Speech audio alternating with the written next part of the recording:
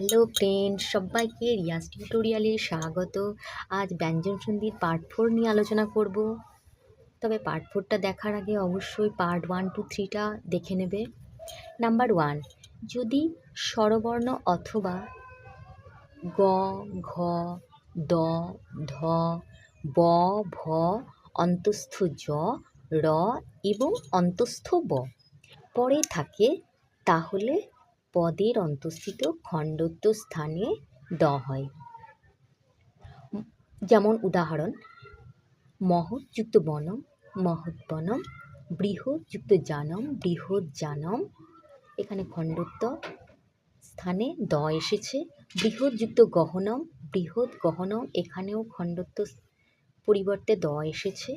মহৎ যুক্ত ধনু মহদ্ধনু, বৃহৎ যুক্ত রথ বৃহদ্রথ, প্রত্যেকটাতেই খণ্ডত্ব স্থানে দ এসেছে।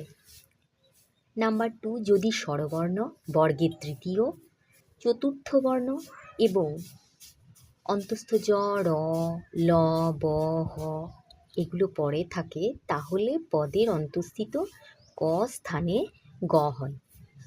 উদাহরণ: বাক যুক্ত দানম বাগদানম, এখানে ক স্থানে গ এসেছে। বাক যুক্ত রোগ বাগ্রোথ, বাক যুক্ত ইস বাগিস, প্রাক যুক্ত ঘনদয় প্রাক ঘনদয়। আজ এই পর্যন্তই বন্ধুরা। যদি ভালো লাগে তাহলে অবশ্যই চ্যানেলটাকে সাবস্ক্রাইব করে বন্ধুদের মধ্যে ছড়িয়ে দেবে। ভালো থাকো।